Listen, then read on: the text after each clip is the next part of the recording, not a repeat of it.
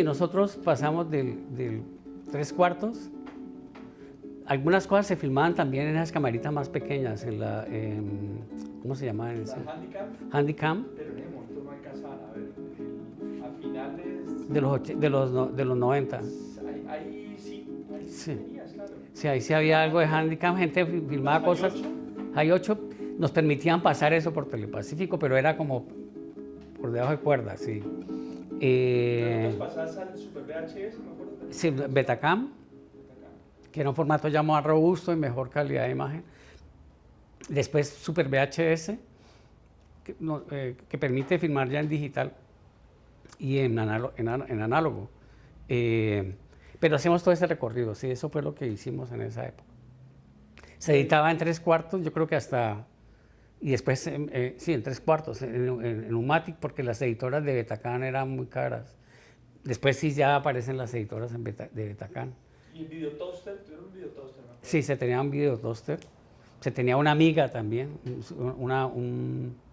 Que eso fue terrible cuando llegó la amiga porque todo el mundo le dio por meterle toda esa cantidad de efectos que traía. Claro, y esas películas las vemos ahora con esos efectos y se ve una vaina horrible. Ya son impresentables, mejor dicho. Pero era muy interesante porque la gente comienza a experimentar cosas. En ese momento también empiezan a llegar grandes festivales de cine, de cinearte, de videoarte. ¿Sí? Comenzamos a enterarnos de toda la temática del videoarte, del cine experimental, pero también el videoclip. El videoclip es un arte también en la década de los 90, todo lo que comienza. Lo que se hacía, estos videoclips de los grupos de esa época, que lo hacían artistas plásticos.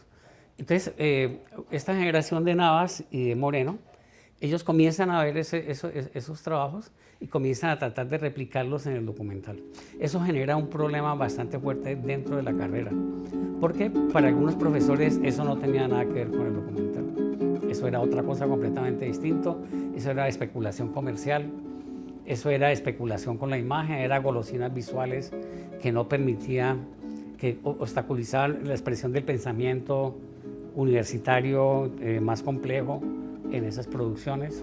Y entonces aparece ahí como un corte muy importante porque ellos se revelan.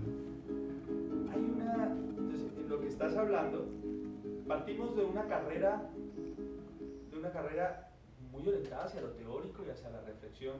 Sí. Sobre la comunicación, el periodismo, los medios, filosofía, psicoanálisis. Esa carrera empieza a brillar no solo por eso, sino por otras cosas, sí. Por lo audiovisual. Sí. ¿Cómo se da ese giro? Porque ya la generación que está planteando de Navas y Carlos Moreno ya es una generación que trasciende Rostros y Rastros, sí. Y termina ya volviéndose una generación célebre cinematográfica y televisiva, sí. Con algunos de los productos más relevantes. Pues. Es difícil entender el género negro de mafias sin El Patrón del Mal. Sí. Y en eso está por ahí la mano de estos tipos que han salido de ahí. Sí. ¿Cómo pasa ese tránsito de esa carrera académico-teórica a esa carrera audiovisual o escuela audiovisual? ¿Cómo es ese tránsito? ¿Es Rostros y Rastros? Es Rostros. Hay una cosa... ¿Es lo que permite la tecnología? No, es decir, lo que pasa es esto, es que nosotros para poder sostener el tema de una película semanal, tenemos que meter estudiantes y más gente a la producción. Es decir, yo estuve manejando Rostros y Rastros creo que 2 o 3 años solamente, después lo coge Diana Vargas, que ganó un Emmy este año, acaba de ganar un Emmy en Nueva York, ella se va para Nueva York, porque sacaba Rostros en el año 2000, más o menos 2001, 2002. Y entonces se vinculan muchos grupos de estudiantes. Entonces se necesita dar formación más especializada en el área. Entonces yo guión de ficción y de documental. Después entra Antonio Dobrado a hacer montaje, enseñar montaje. Después entra Luis Hernández a hacer fotografía y cámara. César Salazar, sonido. Eventualmente llega, cada semestre viene y da unas clases. Pero también se dan clases a veces de dirección de arte, de documental, de teoría documental. Ramiro Arbeláez, por ejemplo, da teoría de ficción y documental desde el análisis. Y ellos hacen un ejercicio, comienzan a hacer ejercicios a finales de la carrera, donde tienen que mezclar la conceptualización teórica con las posibilidades de guionizar y de llevar eso al medio televisivo y con el aprendizaje, tecnológico.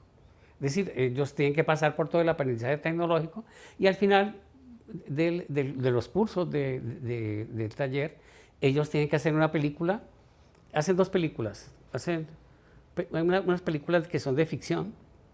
Primero aprenden la ficción para aprender los roles, es decir, un rol de una ficción tiene 20, 25 personas trabajando, y después hacen una película documental ya sobre lo aprendido, sobre la forma, digamos, de mirar el espacio, es decir, ese aprendizaje de la ficción es muy importante para eso, para el documental. Ahora, el hecho, digamos, de que exista la necesidad de salir permanentemente y de tener un producto, hace que se expanda la formación audiovisual dentro de la carrera. Antes existía un profesor todero, que era un profesor o 2 profesores que explicaban todo. Explicaban un guión, se hacía una peliculita, explicaban cosas, digamos, prácticas, aisladas. Pero aquí ya se vuelve una necesidad. Es una necesidad de producir una película semanalmente y para eso tendríamos que tener por lo menos 20 grupos de trabajo funcionando simultáneamente. Después, digamos, hay problemas de financiación muy fuertes, Telepacífico se hunde. Además que cambia la política también de Telepacífico porque Mariana Garcés decide concentrar la producción dentro del canal y le da muy poco margen a los grupos y a las productoras que están por fuera. Y las posibilidades también, en ese momento también viene toda la caída industrial del país con la apertura de Gaviria, creo que es 90 y pico. 91 se cae también la industria, ya no hay financiación fuerte, digamos, para Telepacífico, o no hay posibilidad de conseguir gente que nos ayude a financiar los programas. Entonces, más o menos ya hacia el año 92, 93, Diana comienza a funcionar con un grupo como de 5 directores, que son los que hacen todos los programas, y de vez en cuando algo que viene del taller de audiovisuales. Entonces son años donde baja la productividad, pero que de todas maneras nosotros sí podemos continuar haciendo cosas. En el año 94, 95, Guiomar Acevedo, que era la directora de VTV, plantea que se va a acabar Rostros. Pero en ese momento llega como una gente que viene a hacer como una evaluación de la programación de la universidad y dice, no acaben Rostros, que es lo único que tienen realmente posicionado. ¿Cómo van a acabar algo que tienen posicionado? Entonces se hace el esfuerzo, ya comienza a salir recursos ya por fuera de la universidad y de lo que se conseguía por allí en pauta, y entran unos dineros, por ejemplo, creo que no sé si es de la alcaldía. Luis Ospina hace Cali ayer, hoy, mañana, que son como 10 programas que hacen como en 2 años, porque hacer Luis no era para hacer 10 programas. Yo siempre me opuse que él lo hiciera porque yo sabía que iba a haber un problema con eso y efectivamente lo hubo. Al final terminó tan cansado que se fue de la ciudad. Bueno, él después también se va a hacer un largometraje en Bogotá, pero no era para mí motivo suficiente para haber abandonado Cali. Pero más o menos en el año 95, Luis se va de Cali y entra esta nueva generación de Moreno, de Navas, de Borges, de otros chicos que ya les interesaba más el videoclip y comienzan a trabajar como en otro tipo de registros y en otro tipo de cosas. Nosotros también nos vemos obligados en la escuela a tratar de entender esa generación y ponernos a estudiar seriamente el videoclip, el videoarte. Con Sofía Suárez, por ejemplo, se traen muestras ya directamente para nosotros estudiar más de ese tipo de producción, adquirir la bibliografía internacional, que en ese momento era muy poco. Lo que había era más sobre cine experimental, pero sobre videoarte, por ejemplo, no existía mucho. Y comenzamos a hacer viene toda una etapa como de mezclas de cosas, y con tiempos de edición mayores, ¿no? Porque un videoclip es una cosa, digamos, mucho más requiere no 3 días de rodaje y 3 días de edición como teníamos antes, sino que ya eran como jornadas mucho más amplias de trabajo. Había algún tipo de financiación por parte de la televisión pública, pero era muy pequeño.